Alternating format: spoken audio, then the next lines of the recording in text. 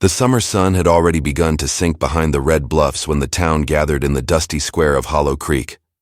Wagons were parked in a rough circle, horses tied to posts, their ears twitching at the faint hum of chatter.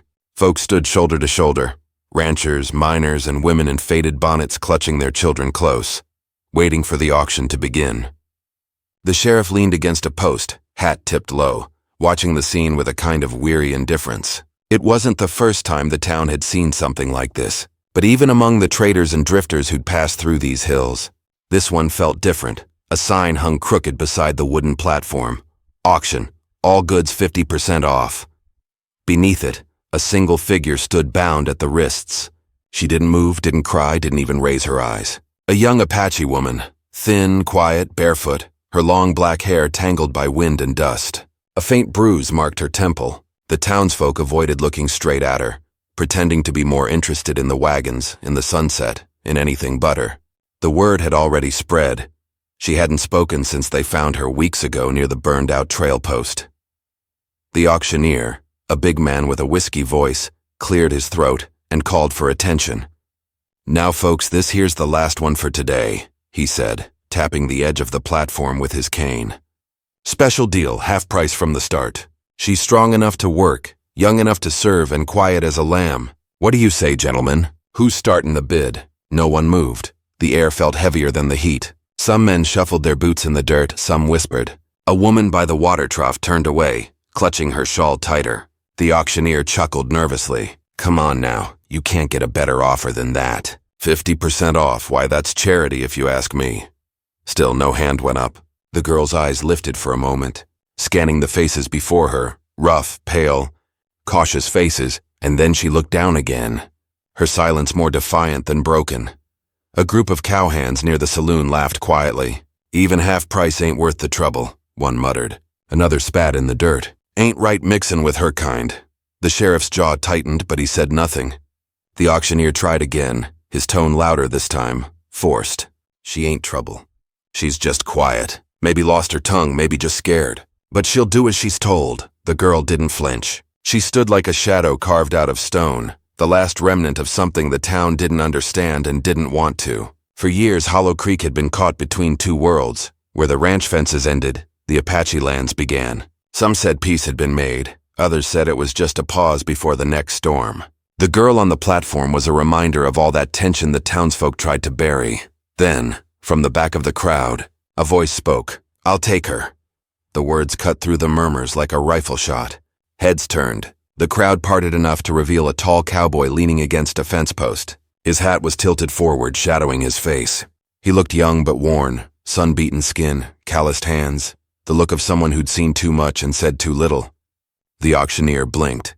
"You, son? You sure about that?" The cowboy stepped forward, flipping a coin between his fingers. "You said 50% off." The auctioneer nodded quickly, relieved. "That's right. 50 off, as promised. She's yours for $30, maybe less if you'll—" "I'll pay full price." That silenced the crowd. The coin in his hand stilled. Even the sheriff straightened from his post. No one in Hollow Creek paid full price for anything, especially not for someone they didn't want. The auctioneer hesitated, glancing toward the sheriff, then back at the cowboy. "Well, I reckon that's your choice, stranger." The young man nodded once and stepped closer to the platform. The girl lifted her eyes again. For the first time, there was a flicker of something. Uncertainty, suspicion, maybe the faintest spark of life. He looked at her, not like a prize or a burden, but like someone trying to read a language long forgotten. "You don't have to be afraid," he said quietly so only she could hear.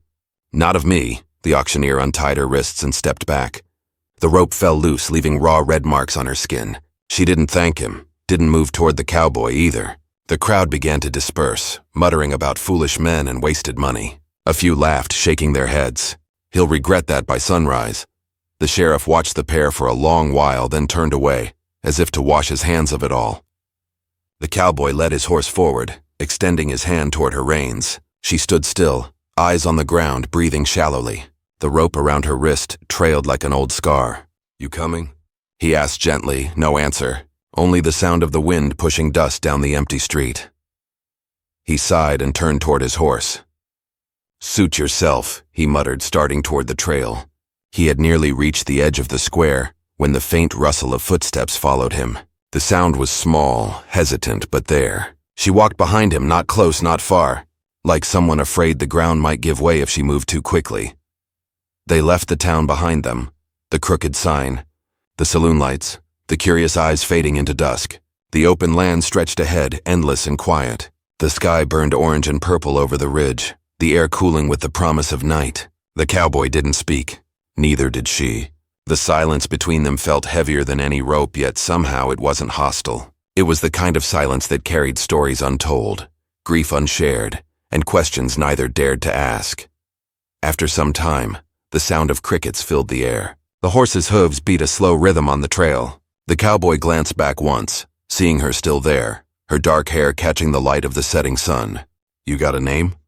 he asked softly. She didn't respond, only lowered her gaze. He tried again. "You understand me?" This time she looked up. Her eyes met his, sharp, deep, and full of something old, something that didn't belong to this new world of fences and auctions. She nodded, just barely. That was enough. By the time they reached his cabin, a small wooden shack near the foothills, the stars had begun to show. He lit a lantern, set out a bowl of water, and pushed open the door. "It ain't much," he said, "but it's better than that platform." She stood in the doorway, hesitant to enter. The smell of old wood, tobacco, and coffee filled the air. He placed the lantern by the table and stepped aside. "You can rest here tonight, tomorrow. We'll figure something out." She stepped inside slowly, her bare feet brushing the wooden floor. He noticed the way she moved. Careful, silent, like someone who'd learned that every step might be punished.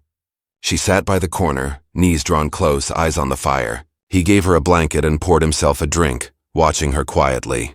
The storm outside began to whisper across the plains, rattling the loose boards. When the first flash of lightning broke across the horizon, she flinched. The cup in his hand stilled.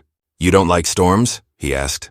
She shook her head, her voice soft for the first time. So soft he almost thought he imagined it. "Fire. It takes everything." He looked at her, realizing then she had spoken. Her voice was low, broken from disuse, but real. Something in his chest shifted. He didn't ask what she meant. He only nodded and stoked the fire, keeping it small, controlled, safe. The night deepened. The sound of rain came slow and steady. Outside, the land waited in silence, and inside, two strangers shared a fragile peace neither of them understood. The cowboy leaned back in his chair, watching her shadow flicker against the wall. He didn't know who she was, what she'd seen, or why no one had wanted her. But as the wind howled beyond the cabin walls, one thought crossed his mind. Whatever her story was, it wasn't over yet. And neither was his. The wind had grown colder by dawn, carrying the smell of sagebrush and damp earth into the cabin. The cowboy was already awake, sitting by the stove as he sharpened his old knife, its rhythmic scrape filling the silence between them. The Apache woman hadn't moved from her corner all night. She sat cross-legged, wrapped in the wool blanket he'd given her, watching the faint glow of the fire as if it were the only thing keeping her tied to this world. He poured himself a cup of black coffee and glanced toward her. "You sleep at all?" he asked, his voice low and even. She didn't answer. Her eyes were half closed, but her mind was awake. Every sound, every shift of the wind outside the cabin was caught in her attention. It was clear she wasn't used to stillness. Her life before this place had been movement, survival, silence, and the watchful patience of someone who had learned that even sleep could be a trap. When the sun finally began to spill light over the foothills, she rose quietly and walked to the small window. The sight beyond it stretched far, rolling plains, fences cutting the land, and the smoke of other ranches rising in the distance. She could almost smell freedom in the wind, but it was tainted by something else, civilization, or what the settlers called it. He noticed her staring out and said, "That's all mine. What's left of it anyhow?" His tone wasn't proud, only factual. "Used to belong to a man before me, then the bank took it, then I bought it back. I ain't much for company, but I could use another pair of hands." Still, she didn't respond. He wasn't sure if she couldn't speak again or just didn't trust him enough to. Either way, her silence felt heavy, not empty, but full of what she refused to share. By midday, he saddled his horse and hitched a small wagon. "I'm heading to town," he said.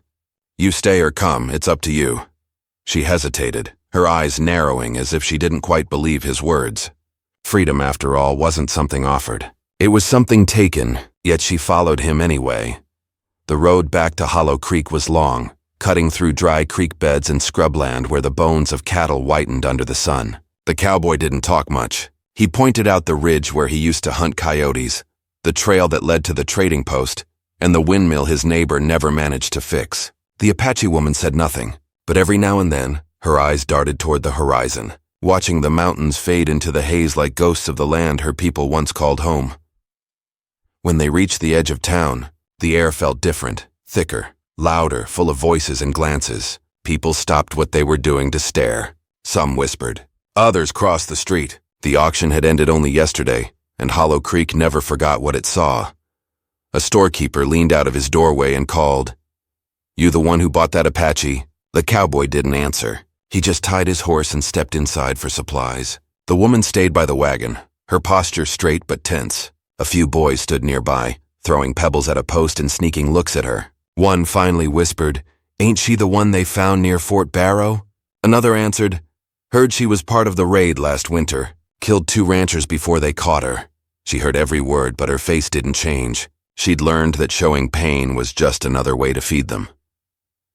Inside the general store, the cowboy gathered what he needed: flour, salt, tobacco, and oil for the lantern. The shopkeeper, a gray-bearded man who had seen too many winters, leaned over the counter.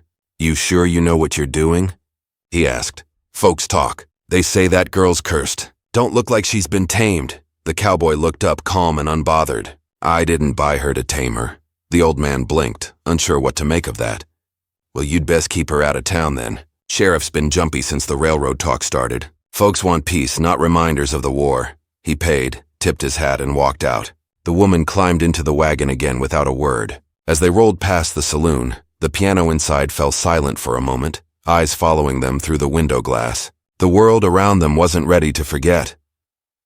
That evening, when they returned to the ranch, he found her sitting by the well, staring at the water. "You ever worked land before?" he asked. She looked at him for the first time in hours. "My people lived on land," she said softly. "Not worked it." It was the first full sentence he'd heard from her since last night, and for a second he didn't know what to say. "Well," he finally answered, "maybe that's the better way." Days began to pass in a rhythm neither of them expected. He taught her how to mend a fence, how to pour grain for the horse, how to carry water from the creek when the well ran low. She spoke rarely, and when she did, it was with short, cautious words that carried the echo of another language beneath them. He noticed the way she looked at the horizon every sunset, as if counting the days since she'd been taken, once. When he caught her gazing at the trail leading north, he said quietly, "If you're thinking of running, I won't stop you." But the soldiers still ride out that way. "They see you alone, they'll shoot first, ask later." She turned her face away. "Then you keep me prisoner?" she asked. He shook his head. "No, I keep you alive." The truth was, he didn't know why he'd raised his hand at that auction. Maybe it was pity. Maybe it was the way she stood there, silent and unbroken, while the rest of the town turned away. He'd seen cruelty before, in men, in war, in hunger. But there was something about her quiet strength that unsettled him. It wasn't defiance, it was survival. One night, while the moon hung low and pale, he found her outside the cabin again, staring at the open field. The firelight flickered against her face. "You from far south?" he asked, trying to understand her world. She hesitated, then nodded. "From the hills near the river. My people call it the place where the stars drink." Her eyes softened at the memory. "Soldiers came at dawn. We thought the white flag meant peace." He said nothing. The fire cracked. "You lose family?" he finally asked. "All of them." The air felt heavier after that. The cricket stopped. Even the wind went quiet. He wanted to say something, anything. But words felt too small for the kind of loss she carried. He only stoked the fire and let her speak if she wished. She didn't. The next morning, he rode out early to mend the north fence. When he returned, she was gone. The cabin door was open, the blanket left folded neatly by the hearth. His chest tightened. He rode toward the ridge, following faint tracks in the dirt. The trail led toward the canyon where the land narrowed and the echoes carried far. He found her there, standing near the cliff's edge, arms wrapped around herself. "I told you not to go alone," he said, trying not to sound angry. She didn't move. "I wanted to see the sun," she replied quietly. "From up here it doesn't belong to anyone." He looked at her then, Really looked, at the wind in her hair, at the firelight still hidden in her eyes, at the way she stood against the vastness like she belonged to it. For a moment he almost believed she did. Back at the cabin he built a small pen for the horses, fixed the roof and repaired the old water pump. She helped without being asked. The silence between them began to change. Not the silence of fear, but of understanding. Yet underneath it all, the town's whispers grew louder. Rumors spread that the cowboy was hiding something. That the Apache woman was not just a slave, but a survivor of the raids near Fort Barrow. That the army might come asking questions soon. Even the sheriff rode out one afternoon, his horse kicking up dust as he approached the gate. "Morning," he said to the cowboy, tipping his hat. "Heard you took in that girl."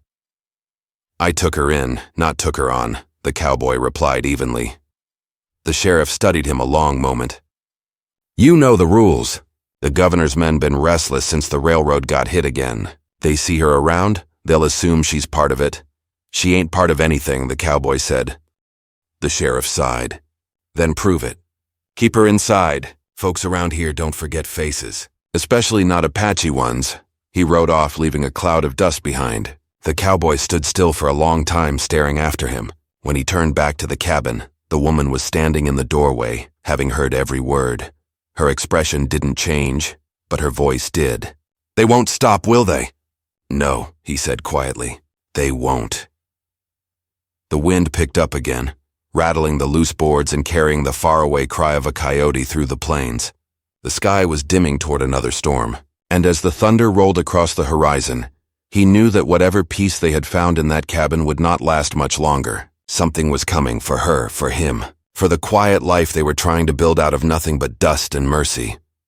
The storm rolled in that night like a beast waking from sleep, shaking the roof of the cabin and bending the trees outside until they groaned. The cowboy sat near the fire cleaning his rifle, while the Apache woman sat across from him, mending a torn sleeve with slow, steady hands. Thunder cracked again, making the lantern sway, its light catching the scar on her wrist, the one left from the rope at the auction. He noticed it every time but never asked. Some wounds, he knew, were better left unspoken. When the rain began to ease, there came a knock at the door. It was sharp, deliberate, and carried the weight of bad news. The cowboy stood, his hand brushing the rifle instinctively, and opened it. Two men stood outside in wet coats, deputies from town. Their faces were drawn tight. One of them spoke first. "Sheriff sent us. There's been another raid near the rail line last night. Family killed, wagons burned. They found Apache arrows." The woman's head lifted slightly, eyes darkening. The cowboy stepped forward. "You think she had something to do with it?" he asked calmly. The deputy hesitated, glancing past him toward the woman. "We're not saying that, but orders are orders. The army's moving through, and they're rounding up anyone that might be connected. She's got to come with us till things clear." The cowboy's jaw tightened. "She ain't leaving this ranch." The deputies exchanged a look. "Then it'll go worse for both of you." He closed the door before they could finish. The echo of it sounded like a gunshot in the small room. For a long moment, neither of them spoke. The rain had stopped, but the air still smelled like thunder. The woman stood up slowly. "They will come," she said, her voice flat. "If not tonight, tomorrow." He knew she was right. The law didn't care about innocence. It cared about peace, and peace was easier to build on silence and fear than truth. He looked at her, then at the rifle in his hand. "If they come, I'll be here," he said. That night, neither slept. He sat by the window keeping watch. She sat by the fire, tracing small circles in the dirt floor with a twig, lost in thoughts he couldn't read. When morning came, the plains were covered in mist. He stepped outside, scanning the horizon. The world felt too still. By midday, he rode into town to speak to the sheriff himself. Hollow Creek looked restless, wagons packed, soldiers passing through, folks talking in low voices. The sheriff stood near the post office talking to a uniformed officer. He saw the cowboy approach and sighed. "You should have brought her," the sheriff said. "I can't hold off the army long. They want answers." "She don't have answers," the cowboy replied. "She's just trying to live." The sheriff rubbed his temple. "Then you better keep her out of sight. Because when those soldiers start their hunt, they won't ask which Apache did what. To them, they all did it." The cowboy nodded, turned, and rode back. But the road home felt longer that day. At the ridge, he stopped. Down below, near his ranch, he saw tracks, fresh ones, horsemen. His heart sank. He kicked his horse into a gallop. When he reached the cabin, the front door was open, swinging in the wind. Inside, the place was torn apart. Chairs overturned, blankets scattered. She was gone. Only the faint mark of a struggle remained near the hearth, and a broken bracelet lay in the dust. He knelt beside it, fingers brushing the beads, his chest tightening. Following the tracks was easy. They led west toward the dry canyon. He rode hard, the landscape blurring past him. The sound of his horse's hooves echoed against the cliffs until he spotted them. 3 riders in soldier coats, dragging her behind on foot, tied to one of their saddles. She stumbled, her hands bound again. Rage flared hot inside him. He didn't think, he just acted. He cut across the ridge, came down fast, and fired once. His shot cracked through the air, striking the ground near the soldiers' horses. "Let her go!" he shouted. The startled horses reared, and chaos followed. One soldier reached for his rifle, but before he could aim, the cowboy was already there. He pulled the man down, slammed him into the dirt, and knocked the breath out of him. The second tried to draw his weapon, but the cowboy's shot hit the ground inches from his boot. "Enough," the cowboy said, breathing hard. "She's done nothing to you," the soldiers hesitated. They weren't killers, just men following orders they didn't understand. Finally, one of them spat. "You'll regret this, rancher. You're protecting an enemy." They mounted up and rode off, leaving her behind. He cut her loose carefully. She didn't thank him. Her wrists were bleeding again, but her eyes were steady. "They will come back," she said softly. "And next time, more will come." He nodded. "Then we'll be ready." When they returned to the cabin, he didn't speak for a while. He poured her water, gave her food, but his mind was elsewhere, on what he'd done. Attacking soldiers meant the law would soon be against him too. He'd crossed a line he couldn't uncross. That evening, the woman sat outside, looking toward the horizon. "You could have let them take me," she said quietly. "You would be safe now." He leaned against the doorframe, arms crossed. "Maybe, but safe don't mean right." She looked at him for a long moment, as if trying to see what kind of man he truly was. Then she said something that caught him off guard. "Where I come from, a man like you would be called someone who carries another's fire. Not for himself, but to keep the flame from dying." He didn't answer, but the words stayed with him long after she went inside. In the days that followed, whispers began spreading across the plains. The soldiers were searching every homestead. Posters went up in Hollow Creek, warning that anyone harboring an Apache would face punishment. The cowboy's ranch became a shadowed place. Smoke kept low. Lights dimmed. Horses kept silent at night. One evening, an old friend rode up the trail, a trapper named Cole, who'd known the cowboy since the border wars. He dismounted and spoke in a low voice. "Heard what happened. The army's putting up a bounty. You gotta get her out of here." The cowboy frowned. "Where?" Cole glanced toward the mountains. "There's a mission past the ridge. Old place run by folks who don't ask questions. She can disappear there." The woman stepped out then, hearing them. "Disappear?" she repeated softly. "That's what your world wants.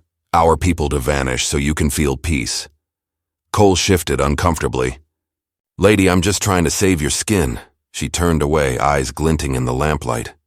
"My skin is not the only thing that matters."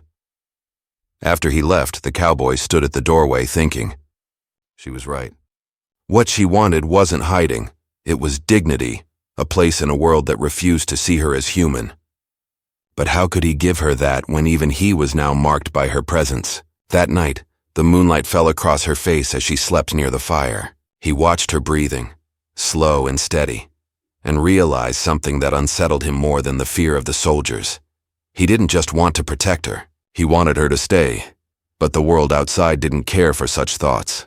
The next morning, distant hoofbeats came down the trail again, more than 3 this time. He stepped out, rifle in hand, scanning the ridge. Dust rose in the distance. A line of riders was approaching, their shapes dark against the pale sky. He turned back toward the cabin. She was already awake, standing with the blanket over her shoulders. "They're here," she said quietly. He nodded. "Pack what you can. We'll ride north." "Where?" "Anywhere but here." As they saddled the horses, the sound of the approaching men grew louder. He could see the glint of sunlight on their rifles now. The wind carried their shouts, orders barked, names called. The ranch that had once been a place of quiet work and simple days was about to become a battlefield. She mounted without hesitation. "If they catch you," she said, her voice steady, "they will not show mercy." He met her gaze. "Then we don't let them catch us." They rode hard toward the canyon, the sky bruised with coming rain. The thunder in the distance mixed with the thunder of hooves behind them. The chase had begun, and neither knew where it would end. But deep inside, both understood the same truth. This wasn't just a flight for freedom. It was the beginning of something larger, something that neither the soldiers nor the town of Hollow Creek could ever contain. And as the first drops of rain struck the dust, she looked back one last time at the cabin, the only place where she'd been seen not as a captive, but as a person, and whispered something into the wind in her native tongue. The cowboy didn't understand the words, but he felt their weight, heavy and sacred, as they vanished into the storm. The wind tore across the plains like a living thing, wild and relentless. Dust rose behind the fleeing horses, swallowing the trail until the land itself seemed to vanish beneath the storm. The cowboy's hat clung to his head as he urged his horse faster, the reins slick with rain. The Apache woman rode beside him, her face streaked with mud, her dark hair flying loose in the wind. Behind them, the sound of pursuit grew louder, the sharp clatter of hooves, the low, distant shout of men who would not stop until they were caught or dead. They reached the mouth of the canyon by nightfall. Lightning flashed across the ridge, revealing jagged walls rising high on both sides, a narrow passage winding through rock and shadow. He slowed his horse, scanning the ground. "We can't ride straight through," he said, his voice rough from the wind. "They'll see our trail by morning." She glanced around, breathing hard. "Then we hide until light comes." They found shelter in a shallow cave near the canyon's edge. The air smelled of wet stone and sage. He lit a small fire, just enough to dry their hands. The woman sat beside it, silent, her eyes fixed on the flicker of flame. He could see the exhaustion in her posture, the weight of running, the endless fear of being hunted. He wanted to tell her it would end soon, but even he didn't believe that anymore. The sound of thunder faded, replaced by the distant call of an owl. He looked toward her. "They won't stop," he said. "Not after what I did to those soldiers. They'll say I killed them even if I didn't." She turned to face him. "Then you have tied your life to mine." "They will hunt us both." He gave a small, weary nod. "Seems that way." For a long time neither spoke. The silence between them had grown familiar now, not empty, but full of the things they both understood without words. She pulled the blanket tighter around her shoulders. "You could still leave me," she said quietly. "If you ride east at dawn, they'll believe you sold me or left me for dead." He shook his head. "I've left enough people in my life. I'm not leaving you." Something in her expression softened for the first time. She looked away, blinking against the light of the fire. "In my tribe," she said, "we believe that when a man saves a woman, her spirit becomes part of his shadow. It follows him wherever he goes." He let the meaning of that sink in. Outside, the storm eased to a drizzle. The fire popped softly and the smell of smoke clung to the cave walls. He watched her hands, strong, scarred, capable, and wondered what her life had been before all this. But he didn't ask. He knew some stories were too sacred to touch. By morning, the rain had stopped, leaving the canyon washed clean. The cowboy stepped outside to scout the ridge. From the higher ground, he could see the faint trail of riders far behind, moving slow through the mud but still closing in. He cursed under his breath. "They'll reach the canyon by night," he muttered when he returned. The woman was kneeling by the stream that ran near the cave, washing her hands. "Then we should move before they do," she said. He hesitated. "We can't outrun them forever. Not with 2 horses, not in this weather." She rose, meeting his eyes. "Then we don't run. We hide where no one will find us." Her words carried a strange certainty, and when he asked where, she pointed toward the jagged hills beyond the canyon. "There are caves deep in those rocks. My people once used them when soldiers came. If the path still lives, we can reach it before dark." They set out again, weaving through the narrow trails. The land grew harsher as they climbed, rocks split by time, crevices deep enough to swallow sound. Their horses struggled on the uneven ground, and more than once he had to stop and lead them on foot. As the day passed, the sky began to dim again, thick clouds rolling in from the west. Near sunset, they reached a plateau overlooking the valley below. From there they could see Hollow Creek far in the distance, a cluster of roofs and smoke, small and quiet, like a memory from another life. The cowboy's jaw clenched. "I used to think that town meant safety," he said. "Now it just looks like a trap." The woman followed his gaze. "Your people build fences and call it safety. My people run free and call it home. But both end the same way. Someone comes to take it." He didn't argue. The truth in her words hung heavy in the air. That night they made camp in the rocks. The fire was small again, barely enough to keep the cold away. He sat sharpening his knife, listening to the faint echo of coyotes. She was quiet, her face turned toward the stars barely visible through the clouds. "You still believe they will come?" he asked. She nodded. "Men who hunt don't stop because they are tired. They stop when they have killed what they chase." He looked at her, the firelight dancing in his eyes. "And what if we turn and fight?" Her gaze lifted to his. "Then you will die, and they will call it justice." For a long moment they stared at each other, the truth of their situation pressing close. Neither of them belonged anywhere now, not to the town, not to the tribe, not even to the quiet land around them. They were caught between two worlds that had no room for either. Before dawn he was woken by the sound of distant shots, sharp, muffled by wind. He stood, every nerve alert. The woman was already awake, her bow in hand, eyes fixed toward the dark line of the canyon. The shots came again, closer this time. They were being hunted. He doused the fire, grabbed the rifle, and motioned for her to follow. They climbed higher through the rocks, staying low, moving fast. Below them, torchlight flickered, tiny flames bobbing in the darkness like the eyes of wolves. The soldiers had split into groups, sweeping the valley. The climb grew steeper, the ground slippery with loose gravel. The woman stumbled once, catching herself on his arm. "Go," she said. "You can still get away." He shook his head fiercely. "Not without you." At last they reached a narrow ridge where the path disappeared into shadow. Ahead was the entrance to another cave, deep, black, hidden by brush. They slipped inside just as the first torches reached the base of the hill. The cave smelled of earth and old smoke, like it had been lived in long ago. He lit a lantern, shielding its light with his coat. The woman sank to the ground, catching her breath. "This place remembers," she whispered. "My ancestors hid here once." He crouched beside her, listening to the distant echoes of boots and voices outside. "If they find us, there won't be another chance," he said quietly. She looked at him then, her expression unreadable.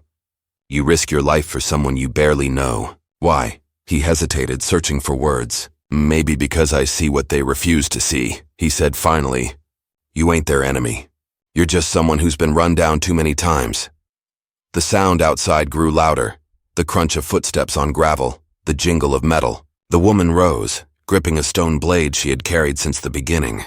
The cowboy loaded his rifle and moved toward the cave mouth, heart pounding. Through the rain, voices called out. "We know you're in there," one shouted.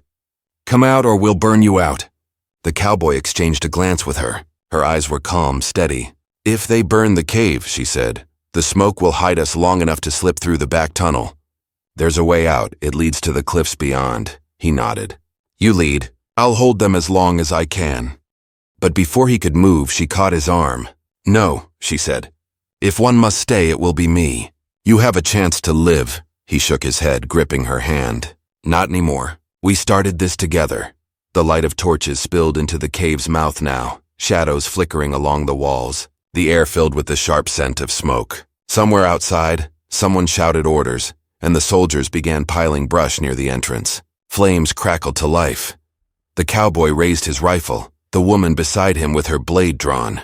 The cave filled with smoke and heat, the firelight painting the stone walls red. Outside, the storm broke again, wind screaming through the canyon as if the land itself were alive and angry.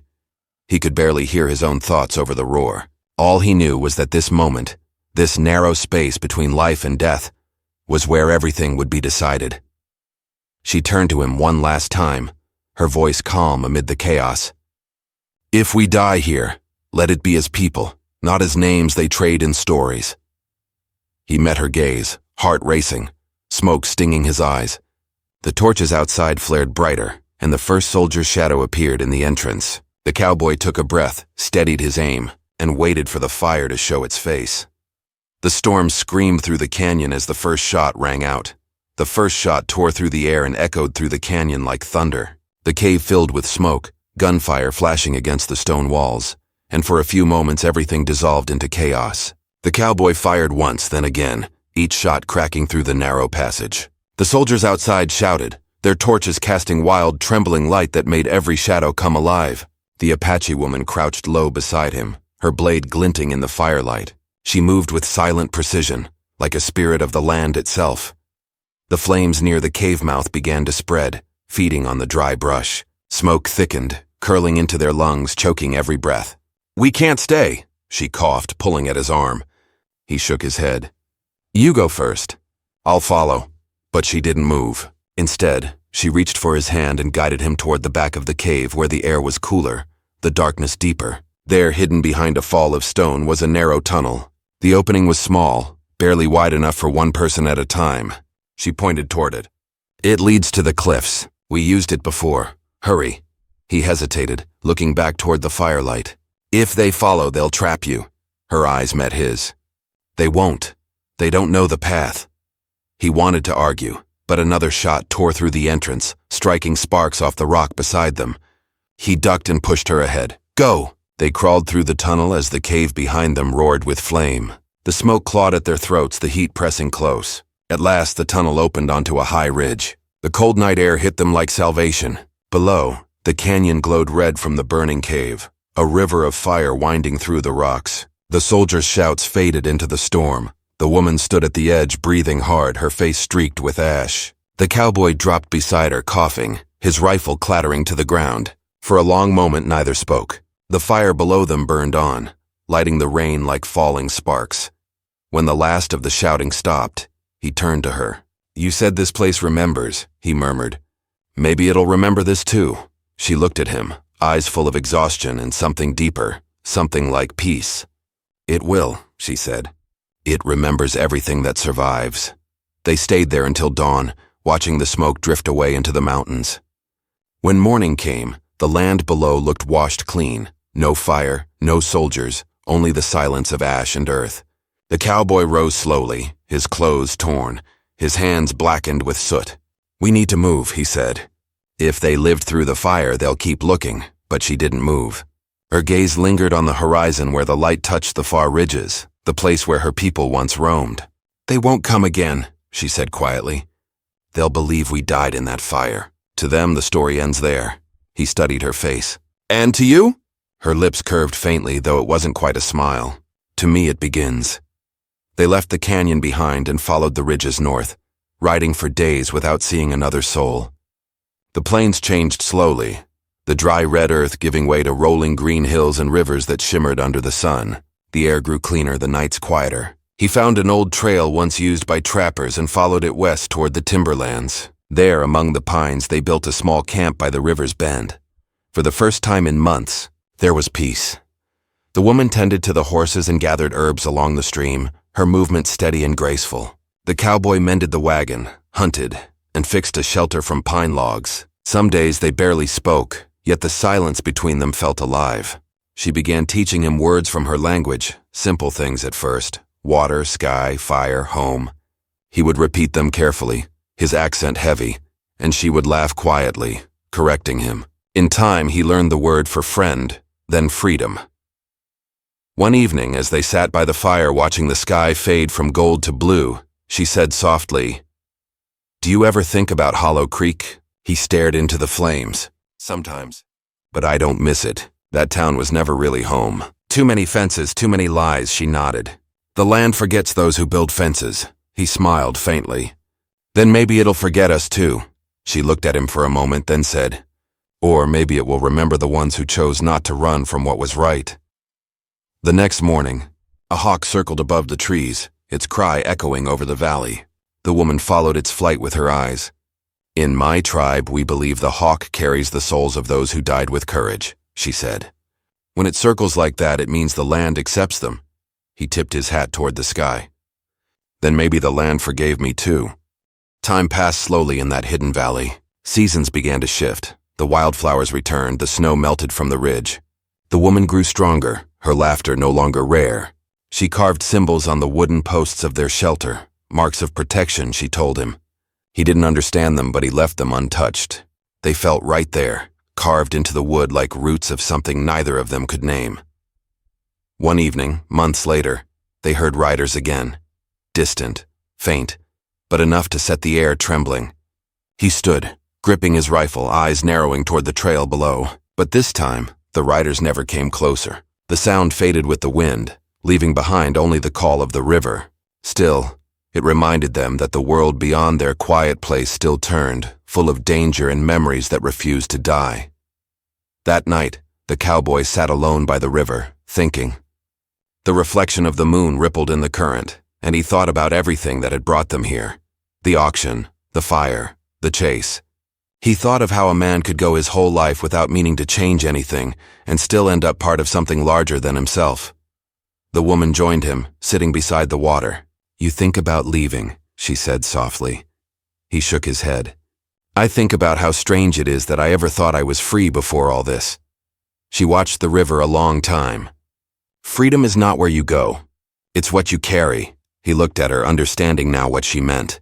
Freedom wasn't the wide land or the distance from the law. It was being unafraid to live with truth. When spring came, they planted a small patch of corn near the cabin. The land was kind to them, the rain steady, the river gentle. The world seemed to forget them, just as she had said it would.